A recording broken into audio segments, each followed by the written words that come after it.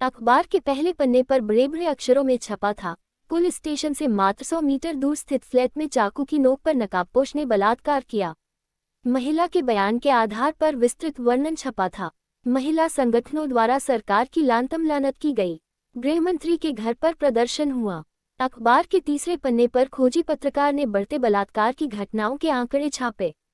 विपक्ष के नेता ने प्रदेश में बढ़ते अपराध के लिए जिम्मेदार गृहमंत्री का इस्तीफा मांगा और सहानुभूति के लिए महिला के घर गए।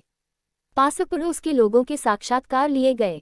किसी एक पड़ोसी ने महिला के संदिग्ध चरित्र पर टिप्पणी कर दी तो महिला पत्रकार उस व्यक्ति के पीछे पड़ गई। किसी का आचरण संदिग्ध हो तो क्या आपको उससे बलात्कार करने का अधिकार मिल गया? पुलिस आई, विधि विज्ञान विशेषज्ञ आए, महिला का चिकित्सकीय परीक्षण हुआ। महिला के शरीर से वीर्य का नमूना लिया गया। घटनास्थल से उंगलियों के निशान उठाए गए। बिस्तर के कपड़ों पर वीर्य के धब्बों को अंकित कर कपड़े सील किए गए। महिला के शरीर से और कपड़ों पर पड़े वीर्य के नमूनों को DNA जांच के लिए विधि विज्ञान प्रयोगशाला भेजा गया। पुलिस ने प्रदेश के शातिर सभी अपराधियों का DNA परीक्षण कर रखा था। उनके DNA प्रिंट कंप्यूटर में सुरक्षित उपलब्ध थे। बलात्कारी के वीर्य के DNA प्रिंट का अपराधियों के DNA प्रिंट से मिलान किया गया। परिणाम चौंकाने वाले थे। बलात्कारी के वीर्य के DNA प्रिंट का मिलान जिस अपराधी के DNA हुआ था वह शातिर अपराधी प्रदेश के एक केंद्रीय कारागार में बलात्कार के अपराध में ही सजा काट रहा था। वारदात के समय वह जेल में ही था। उसके पुख्ता सबूत थे। DNA के परिणाम गलत नहीं हो सकते। पुलिस और विधि विज्ञान के विशेषज्ञ भौचक थे।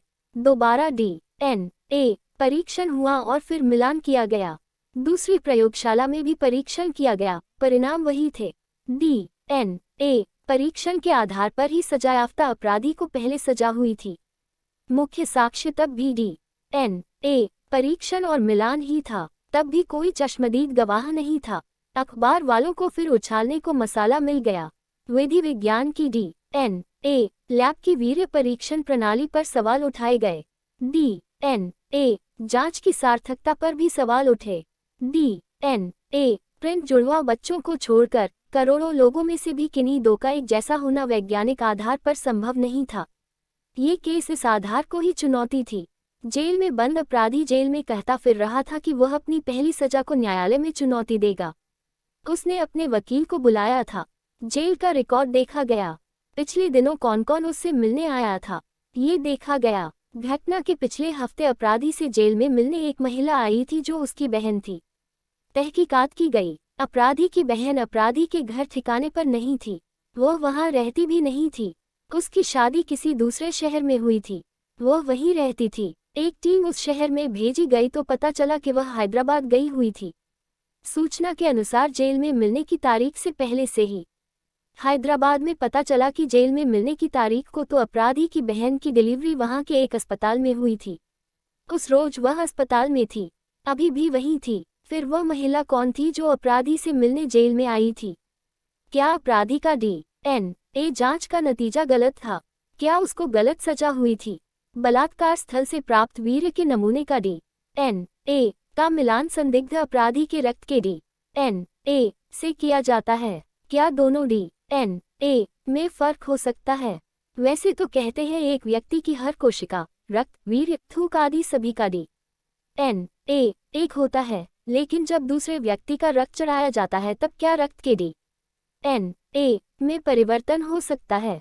कहीं ऐसा ही कुछ सजायाफ्ता अपराधी के साथ तो नहीं हुआ था? क्या किसी परिस्थिति विशेष में शरीर के अवयवों का DNA बदल सकता है? इन सभी सवालों का उत्तर जानना आवश्यक था। कारण, अपराधी अपने वकील द्वारा उच्च न्यायालय में केस करने जा रहा था। अतः केस से संबंधित SP विधि विज्ञान प्रयोगशाला के विशेषज्ञ के पास गए। विशेषज्ञ ने बताया कि ब्लड बैंक से रक्त लेने वाले के रक्त का DNA नहीं बदलता। कारण, चढ़ाए गए रक्त में मुख्यतया लाल रक्तकण ही होते हैं और उनमें कोई DNA नहीं होता। DNA केवल श्वेत रक्तकणों में होता है और उनका नंबर इतना कम हो जाता है कि छोटे से रक्त के सैंपल में उनका आना असंभव है। फिर इन सभी रक्तकणों का जीवन चक्र मात्र कुछ महीनों का ही होता है। तो क्या किसी भी स्थिति में, जैसे बार बार ब्लड ट्रांसफ्यूजन हो या कई बोतलें रक्त चढ़े, तो रक्त का DNA बदल सकता है? SP ने पूछा। नहीं, संभावना न के बराबर है। हाँ, एक स्थिति में रक्त का DNA बदल सकता है, जब व्यक्ति का बोन मैरो प्रत्यारोपण किया जाए। देखिए, रक्त हड्डियों में स्थित रक्त मज्जा से बनता है। रक्त कणों का जीवन मात्र 120 दिनों का होता है। बोन मैरो ट्रांसप्लांट में हम व्यक्ति की स्वयं की रक्त मज्जा को सर्वथा खत्म कर उसकी जगह दूसरे व्यक्ति की रक्त मज्जा की कोशिकाओं को स्थापित करते हैं। तब नई रक्त मज्जा की कोशिकाएं अपनी DNA वाले रक्तकण बनाती हैं।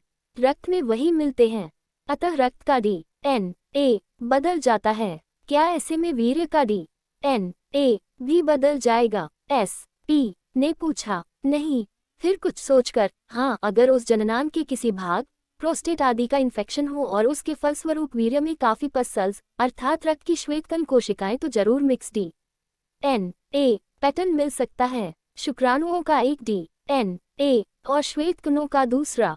इधर जिस महिला का बलात्कार हुआ था उस पर नजर रखी जा रही थी। वो एक ट्रैवल एजेंसी में काम करती थी। शुरू में तो उसकी हरकतें सामान्य ही दिखीं। ऑफिस, घर, थोड़ा बहुत इधर उधर। जान पहचान वालों से पूछताछ पर उस महिला की काफी संदिग्ध गतिविधियों का पता लगा। धीरे धीरे परतें खुलती गईं। समय गुजरने के साथ साथ वह अपने वास्तविक आचरण पर आ गई। जिन महिलाओं से वह मिलती थी, जिन पुरुषों के संपर्क में आती थी, उन पर नजर रखी गई तो असलियत सामने आ गई। वो एक कालगल रैकेट देह व्यापार गिरोह की सदस्य थी। पुलिस ने जाल बिछाया और आखिर में सभी को पकड़ लिया। जब उन लड़कियों और उस महिला को जेल में लाया गया तो महिला को देखकर एक पुलिस वाला बोला, अरे, ये तो वही है जो बलात्कारी कैदी से मिलने आई थी। बड़ा मुंह ढककर आई थी। तहकीकात की गई तो और सच्चाई सामने आ गई। साक्ष्य जुड़ते गए और आखिर में महिला और कैदी ने स्वीकार कर लिया कि कैदी का वीर्य महिला जब बहन के नाम से मिलने आई थी तभी ले गई थी और तेशुदा ढूंढ रचकर उसने बलात्कार होने का शोर मचाकर जेल से लाए गए वीर्य का प्रयोग किया। विधि विज्ञान का वैज्ञानिक आधार बढ़ा है तो अपराधी भी शातिर हो गए हैं। और कहानियां पढ़ने के लिए क्लिक करें। प्लीज चैनल सब्सक्राइब करें। धन्यवाद।